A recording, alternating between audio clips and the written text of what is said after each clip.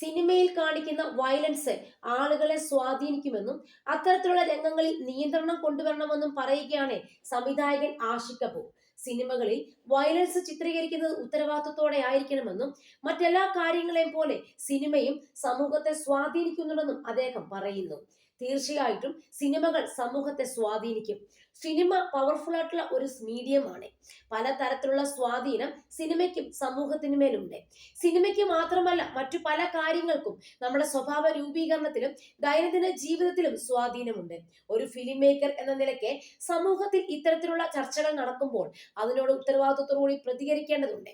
എന്റെ സിനിമകൾക്ക് നേരെയാണ് ഇത്തരമൊരു വിമർശനം വരുന്നതെങ്കിൽ അതിനെ അഡ്രസ് ചെയ്യണമെന്ന് തന്നെയാണ് എന്റെ വ്യക്തിപരമായ അഭിപ്രായം, ആഷിഖ് കപൂർ പറയുന്നു.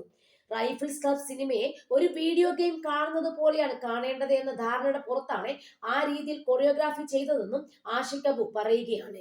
റൈഫിൾസ് ക്ലബിന്റെ കാര്യത്തിലേക്ക് വരികയാണെങ്കിൽ ഒരു വീഡിയോ ഗെയിം കാണുന്നത് പോലെയാണ് ഷൂട്ടിംഗ് സീനുകൾ കാണേണ്ടതെന്ന് നേരത്തെയുള്ള ധാരണയുടെ പുറത്താണ് ഈ രീതിയിൽ കൊറിയോഗ്രാഫി ചെയ്തിരിക്കുന്നത്. സിനിമയിൽ വയലൻസ് ചിത്രീകരണം കുറച്ച് ഉത്തരവാദിത്തത്തോടെ ചെയ്യണമെന്ന് വ്യക്തിപരമായ ആഗ്രഹം ആഷിഖ് കപൂർ കൂട്ടിച്ചേർത്തു.